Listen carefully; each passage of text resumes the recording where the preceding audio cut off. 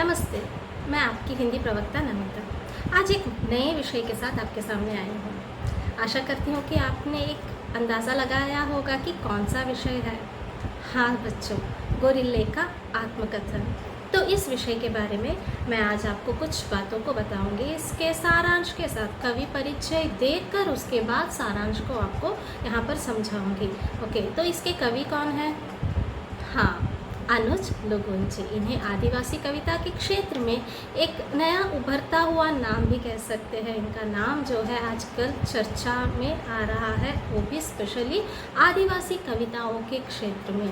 इनका जन्म जो है झारखंड के सिमडेगा जिले के जलडेगा नामक एक जगह पर पहान टोली में 10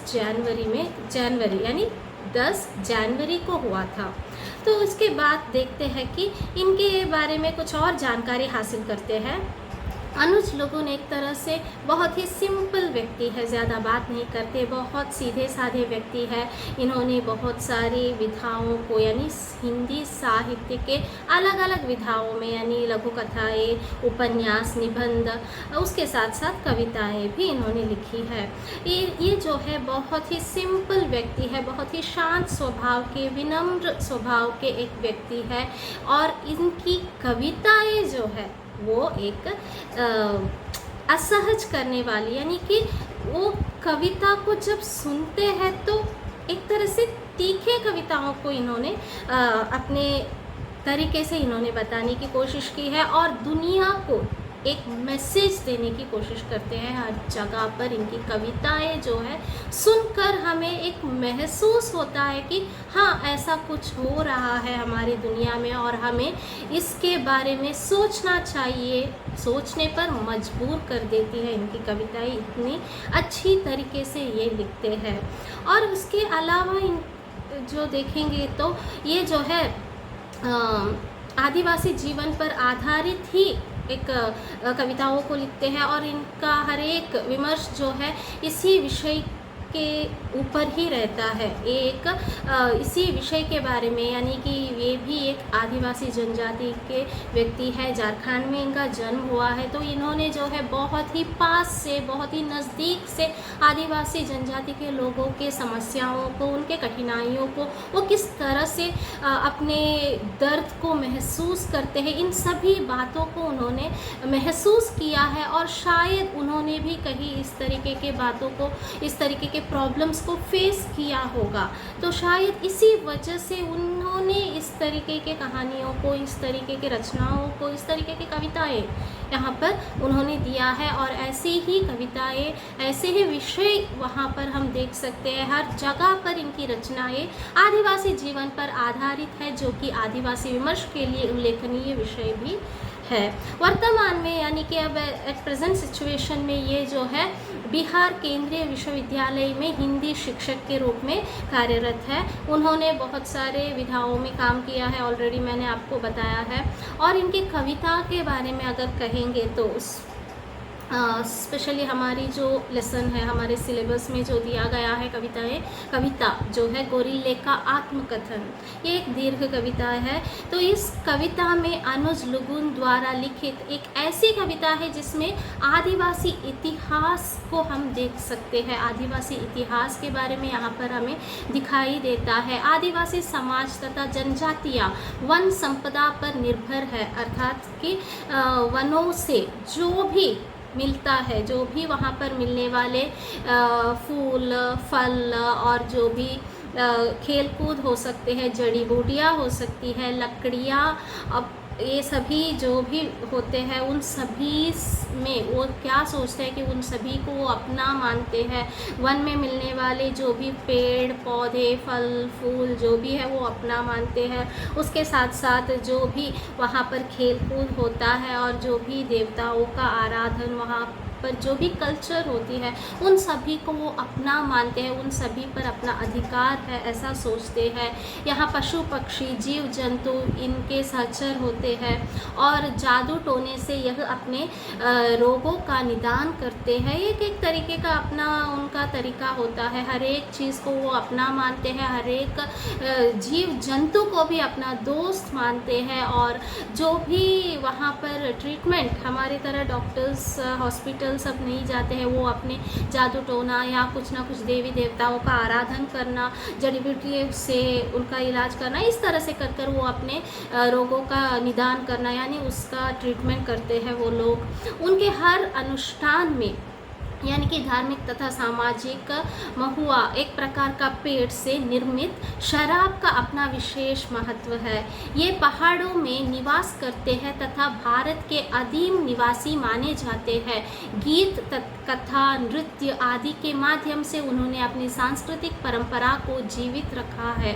उनकी अपनी स्वतंत्र संस्कृति, रीति रिवाज, खान पान, रहन सहन, आराध्य पूजा पाठ है। ऐसे निरीह भोले भाले तथा अपनी संस्कृति समस्याएं तथा उनकी स्थिति को प्रकट करती है अनुज लुगुन की कविता गोरिल्ले का आत्मकथा। तो यहाँ पर हम इन सभी बातों को देख सकते हैं, उनके हर एक चीज़ के बारे में उन्होंने बताया है, हर एक विषय के बारे में एक दर एक यानी स्टेप बाय स्टेप उन्होंने बताने की कोशिश भी यहाँ पर किया है। वर्तमान युग भौतिक सुखों के पीछे दौड़ता रहता है, यानी कि हम देख सकते हैं कि आजकल हम क्या करते हैं कि हम जो शहर में रहने वाले लोग अगर एग्जाम्पल दूँ तो हम क्या करते हैं, हर बार जो है हमारे शहरों के एक तौर तरीके पर हम निर्भर हो चुके हैं, उससे हम अपना चुके हैं और हमें जो है गांव के बारे में जंगलों में रहने वाले लोगों के बारे में कुछ पता नहीं है। हम यहाँ के तौर तरीके में के पीछे ही दौड़ने वाले तथा एक तरह से उपभोक्तावादी युग में हम जी रहे हैं। हम क्या करते हैं, हमें मॉल में जाना, यहाँ वहाँ घूमना, पार्क बीच इस तरह से घूमना बहुत पसंद करते हैं। और हम लोगों को क्या होता है कि विदेशों का आकर्षण भी हमें वो भी अट्रैक्ट करता रहता है। ऐसे समय में भी आदिवासी क्या करते हैं, अपने संस्कारों से चिपके हुए हैं। ये एक बहुत ही सराहने वाली यानी हम उससे स्वागत करना चाहिए ऐसे बातों को कि आज के टाइम में भी वो हमारी तरह दूसरे चीज़ों के ऊपर अट्रैक्ट ना होकर उनके संस्कारों को ही वो फॉलो करते हैं। ये लोग आज भी सूर्य, खेती, नदियाँ, कुंडों आदि के पूजा करते हैं, इस तरह से होता है। और उसके बाद उनके लिए वृक्ष भी विश्वास तथा श्रद्धा के पात्र है। इस तरीके के पूजा पाठ को हम देख सकते हैं, छोटे से छोटे जीव जंतु से लेकर और पेड़ पौधों तक का भी ये पूजा करते हैं। ये बात भी हम यहाँ पर नोटिस कर सकते हैं। उन्हीं बातों को दर्शाने का प्रयास अनुज लुगुन जी ने यहाँ पर किया है। ये कवि इन सभी बातों को बताने की कोशिश की है यहाँ पर कि ये लोग कितने भोले भाले हैं, हमारी तरह ये दूसरे तरफ अट्रैक्ट ना होकर आज भी वहीं पर एक सीमित जगह पर बैठे हुए हैं और सीमित जगह के लोगों के साथ बहुत ही प्यार से, आत्मविश्वास के साथ और दूसरे लोगों के सपोर्ट के यानी विश्वास के साथ वहाँ पर रह रहे हैं और हर एक संस्कारों को वो फॉलो कर रहे हैं। ये बात सराहनीय है। इन सभी बातों को यहाँ पर अनुज लुगुन बताने की कोशिश करते हैं। और आजकल का जो युग है यांत्रिकता की ओर बढ़ रहा है, जिसमें रिश्ते नातों को इस तरह से हम ये महसूस कर सकते हैं कि आजकल क्या हुआ है कि हमारे हर एक जगह पर रिश्ते टूटते हैं, बिखरते रहते हैं, इस तरह से सब होता है। इन सबको हमने महसूस भी किया होगा। आत्महीन संबंधों का समाज बढ़ रहा है आजकल। वर्तमान संस्कृति की एक तरह से अवहेलना हो रही है यहाँ पर, जिसमें ना कोई आत्मीयता और ना कोई संबंध या खिंचाव है। ये लोग भले ही अभावों में जीवन जीते हो, उनका अन्य लोग शोषण करते हो, तो भी ये अपना जीवन पहाड़ और प्रकृति के सानिध्य में ही बहुत ही सुंदर तरीके से ये वहाँ पर जीवन व्यतीत करते रहते हैं। हमारे यहाँ पर नोटिस करें तो हम हर एक तरीके का अट्रैक्शन में जा रहे हैं, हर एक तरफ खींचे चले जा रहे हैं। इस कारण से हर एक संबंध टूटता जा रहा है। उसी संबंध को जोड़ने की कोशिश में या उसे छोड़कर, पीछे छोड़कर आगे बढ़ने की कोशिश में हम उसी में रहते हैं। लेकिन ये लोग, बहुत ही कम लोग रहते हैं, उसके बावजूद भी ये क्या करते हैं कि हर एक लोगों के साथ प्यार से रहकर, हर एक लोगों के साथ बहुत ही सुंदर ढंग से पेश आकर उसी संस्कारों को फॉलो करते रहते हैं। चाहे उनके ऊपर कुछ भी शोषण हो, कोई भी उनके साथ बुरा बर्ताव करे, फिर भी वो अपने लोगों के साथ बहुत ही अच्छे तरीके से जीवन बिताते रहते हैं। यहाँ पर अनुज लुगुन की कविता जो है आदिवासी के ऊपर केंद्रित है, उनके आदिवासी जीवन पर ही आधारित है। तो यहाँ पर जो है हमारा जो भारत देश है, गांव का देश है, गांव यानी कि एक तरह से गांव प्रधान देश है हमारा भारत। तो यहाँ पर हम देख सकते हैं कि हर जगह पर अलग अलग तरीके का षड्यंत्र होता है। अपने स्वार्थ के लिए लोग जो है दूसरे लोगों के बारे में सोचते भी नहीं हैं। अलग अलग तरीके का षड्यंत्र यहाँ पर रचा जाता है। और यहाँ पर आजकल क्या हो रहा है कि भाषा से लेकर रहन सहन, खान पान, सब कुछ जो है संस्कार हमारा जो है गायब होता जा रहा है।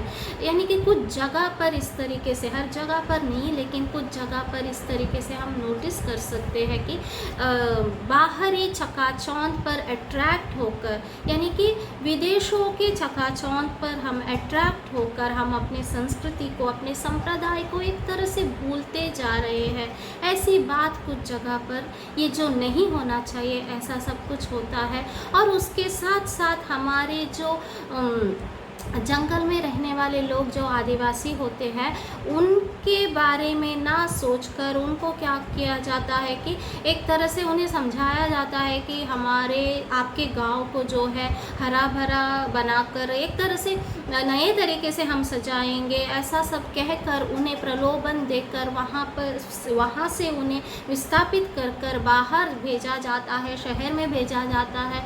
और उस जहाँ पर वो रहते हैं उस जगह पर जगह को हड़प कर क्या किया जाता है कि वहाँ के पेड़ पौधों को क्या काट दिया जाता है और वहाँ के प्राणी पक्षी सब कुछ वहाँ पर नष्ट हो जाते हैं। जब इसका अगेंस्ट कोई करता है, आदिवासी कोई भी आदिवासी जनजाति का जो कोई भी व्यक्ति इसका अगेंस्ट करता है तो उसके खिलाफ भी एक्शन लिया जाता है। और इस तरह से बहुत सारे प्रॉब्लम्स वहाँ पर क्रिएट होता है। ऐसे सब समस्याएं जो है आदिवासी जनजाति के लोग हमेशा फेस करते रहते हैं। यानी कि यहाँ पर देख सकते हैं कि गैर समझौत अंतर्राष्ट्रीय व्यापार नीति, पेटेंट जैसे कानूनी अधिकार उस भूमंडलीकरण के युग में आदिवासियों को गुलाम बनाने का कार्य कर रहे हैं। आदिवासी ने समय समय पर अपने अस्तित्व के लिए वो लड़ना चाहता है, अपने अस्तित्व के लिए, अपने अस्मिता को बचाने के लिए वो बहुत कुछ कोशिश करता है, इन सभी चीज़ों का विद्रोह भी करता है बहुत बार।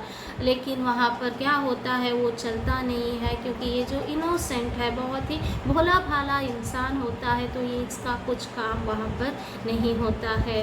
उसके बाद हम देख सकते हैं कि ये जो अनुज लुगुन इस कविता में ये भी कहते हैं कि इस कविता के माध्यम से अनुज लुगुन जी ने आदिवासी जीवन पर हो रहे एक तरह से आघात व युद्धों का खोज निकालने की कोशिश की है यहाँ पर। यानी कि बताना चाहते हैं कि आदिवासियों का जीवन हमेशा संघर्ष से भरा हुआ है। हर तरफ उन्हें संघर्ष करना पड़ता है, स्ट्रगल करना पड़ता है, चाहे छोटी से छोटी चीज़ क्यों ना हो, उसे हर जगह पर स्ट्रगल करने की ज़रूरत पड़ती है। वो भोला भाला है, लेकिन उसके बावजूद भी उसके भोलेपन को हम क्या करते हैं कि ये जो कुछ ऐसे स्वार्थी लोग उसके भोलेपन को का फ़ायदा उठाता है, और उसके कारण हमारे जो आदिवासी जनजाति के लोगों को बहुत कष्ट उठाना पड़ता है और उनके जीवन में उन्हें हमेशा संघर्ष करना पड़ता है। और यहाँ पर देख सकते हैं कि लैंड माइंस, बारूदी सुरंग आदि के कारण आदिवासियों को अपनी जान गंवानी भी पड़ती है। आज भी उनका जीवन उनके कष्टों से वे इन कष्टों से बाहर निकलना चाहते हैं, अपना अस्तित्व बनाना चाहते हैं, लेकिन वो कर नहीं पाते हैं।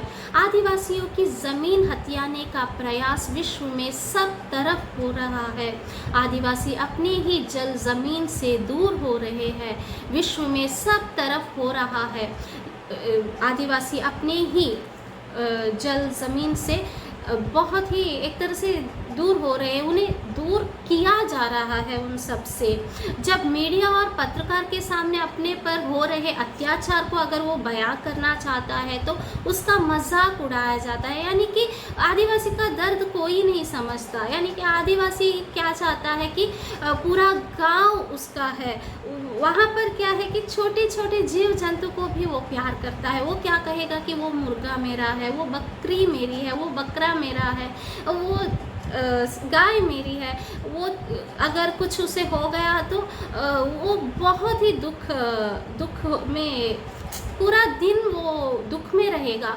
और जब इस बात के बारे में अगर किसी को पता चला, यानी कि पत्रकार को, न्यूज़ रिपोर्टर्स को किसी को बताएंगे तो वो उनका मजाक उड़ाएंगे, क्योंकि हम जैसे शहर वाले लोगों को ऐसा क्या लगता है कि ये क्या सिली मैटर है, ये एक मुर्गा मर गया, एक गाय मर गया, एक कुत्ता मर गया, ये क्या है, ऐसा सोचेंगे। लेकिन उसी को पता होता है कि उस जानवर से जो अटैचमेंट से रहने वाले जो लोग होते हैं उन्हीं को पता होता है कि अपना कोई जब दूर जाता है, चाहे वो मनुष्य हो या जानवर हो, पेड़ पौधे क्यों ना हो, वो दर्द उसी को महसूस होता है जो आदिवासी जो है उसे महसूस करता है। लेकिन हम जैसे लोग, शहर के लोग, उनके दर्द को समझते नहीं हैं। और हमारे जो कवि क्या चाहते हैं कि हमें इन सभी के बारे में महसूस होना चाहिए, महसूस करना चाहिए, चाहे वो छोटी छोटी बात ही क्यों ना हो,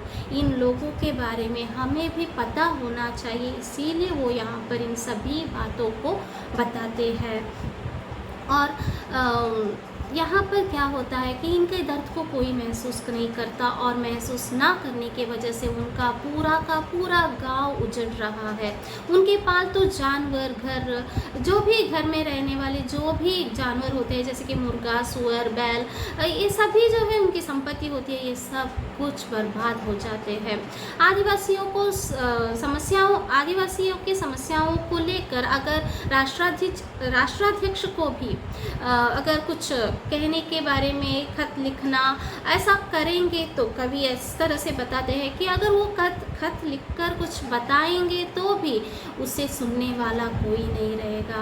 कवि आगे ये भी कहते हैं कि मुझे अपनी जल, ज़मीन, जंगल से बहुत प्यार है, सब कुछ खो जाने पर मैं बहुत दुखी हूँ।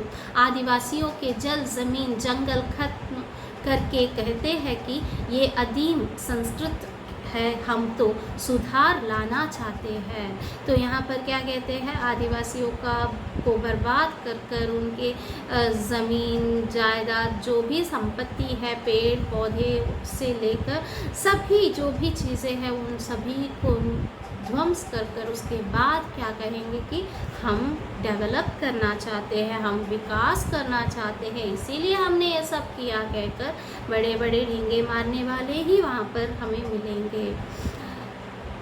चीड़ी का पीछा करते हुए चीड़ीमार गांव तक पहुँचता है, उसी प्रकार सूदघोर, घूसघोर, धरतीघोर आदिवासी के गांव पहुंचकर उनकी आज़ादी को ख़त्म कर देते हैं। आज चीड़ीमार यानी धरतीघोर, सूदघोर आदि भी उनके लाभ के लिए आदिवासियों पर अत्याचार करते हैं। जंगल खत्म होना यानी आदिवासी प्रकृति प्रेमी है। इस तरह जंगलों को खत्म होते देख वे सदमे में हैं। हर दिन कुछ न कुछ कानून बनाकर उन्हें उनके जल, ज़मीन, जंगल से बेदखल करने में लगे रहते हैं। जब आदिवासी उनका विरोध करते हैं तो फर्जी मुठभेड़ में उन्हें मार दिया जाता है।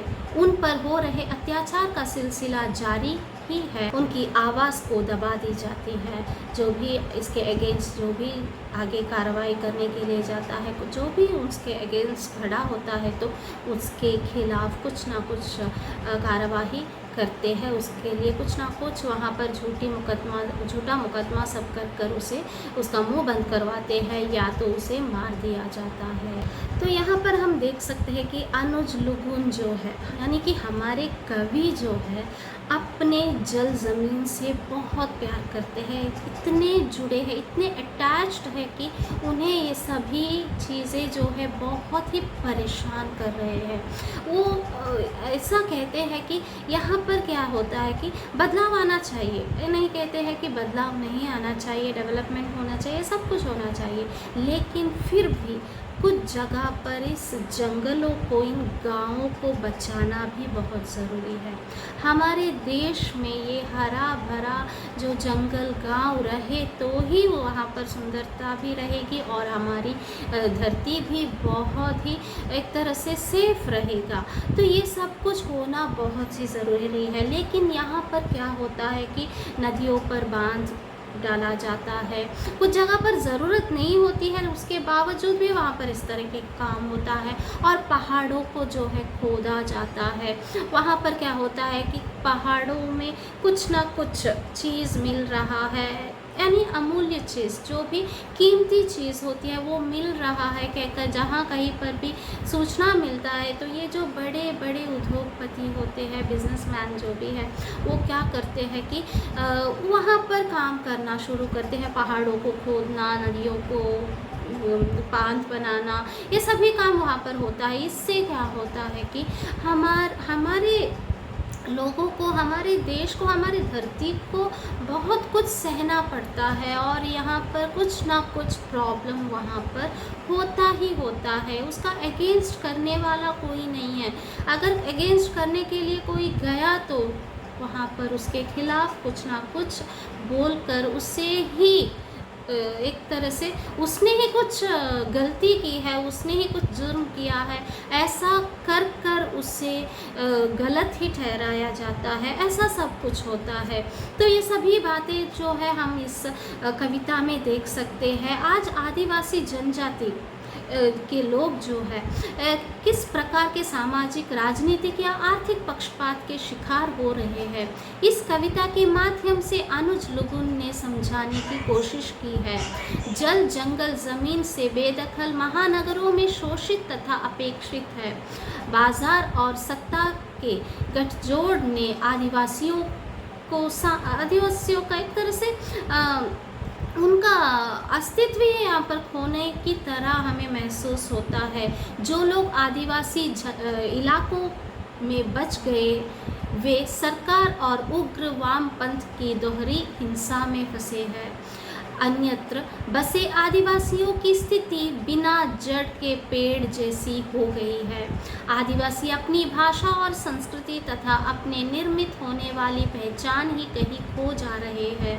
आदिवासी अस्मिता और अस्तित्व का उतना गहरा संकट उससे पहले कभी पैदा नहीं हुई। जब सवाल अस्तित्व का हो तो अपना प्रतिरोध भी स्वाभाविक है। अपने अपने अस्तित्व के लिए हमें लड़ाई लड़ना ही पड़ता है, ये अनिवार्य है। संघर्ष करना बहुत ही इम्पॉर्टेंट है और ये नेचुरल भी है। लुगुन ने स्वयं पूरे आत्मविश्वास के साथ इस कविता के संदर्भ में कहा कि आदिवासी प्रकृति से भिन्न नहीं है, वो एक हमारे ही प्रकृति के ही, हमारे ही एक अंग है वो, और उन्हें विस्थापित करने तथा औद्योगिकीकरण करने के नाम पर अवमानित करना, यानी अमानवीय कोशिश है। ये जो भी कर रहे हैं ये एक तरह से अमानवीय कोशिश, प्रकृति को खारिज करने की कोशिश है। यह आदिवासियों की प्रथम और अंतिम उद्घोषणा है। जंगल उनके अभयारण्य है, उनसे अलग करके प्रकृति को भी बचा पाना संभव नहीं है। यह बात समूची मानव जाति को समक्ष एक तरह से यहाँ पर जो है इस बात को हमें समझना चाहिए, हर एक को समझना चाहिए कि प्रकृति आदिवासी के बिना अधूरा है। है ना। तो ये जो है बात हमें समझ लेनी चाहिए। आदिवासी भी हमारे ही एक प्रकृति का अंग है, उन्हें यहाँ से विस्थापित करना ठीक नहीं है। वो जंगल में रहना चाहते हैं तो उन्हें वहीं पर रहने दो। अगर बाहर जाने वाले बाहर जाएंगे, पढ़ेंगे, लिखेंगे, अपने बलबूते पर कुछ ना कुछ करते रहते हैं, लेकिन जो जिन्हें जंगल में रहना पसंद है, जो जंगल में रहना चाहते हैं, उन्हें वहीं पर रहना पसंद होता है, तो वहीं पर उन्हें रहने दीजिए। उन्हें कोई समस्या नहीं होना चाहिए, वहाँ पर रहने पर डर होना नहीं चाहिए और कोई भी प्रॉब्लम्स भी वहाँ पर नहीं होना चाहिए। ये सभी बातों को हमें समझना है, बाकी लोगों को समझना की कोशिश करना है। हम सहजीविता के पक्षधर है। यह पक्षधरता वाचिक नहीं वरन आत्मिक है। हमारे सहजीविता में पेड़, पहाड़, नदियाँ, जंगल, पशु, पक्षी सब शामिल है। आगे कहा है कि यह जानना दिलचस्प है कि सामने मृत्यु खड़ी होने पर भी आदिवासी अपने अपने गीतों का साथ नहीं छोड़ते। यानी अनुज की कविता आदिवासियों के विस्थापन और पुनर्वास पर वैचारिक हमला है। विस्थापना और पुनर्वास के साथ उनके जल, जंगल, जमीन छीनने का दर्द और उन पर हो रहे अत्याचार का चित्रण के साथ विरोध भी व्यक्त हुआ है। तो यह सभी यहाँ पर इस सभी बातों को यहाँ पर उन्होंने बताने की कोशिश की है। तो इस तरह से मैं ये जो सारांश है यहीं पर ख़त्म करती हूँ। तो आपको एक यही बताना चाहूँगी कि इस सारांश को अच्छे से सुनिए, सुनकर अपने परीक्षा में अच्छे से लिखिए। सभी को all the best. Thank you, धन्यवाद।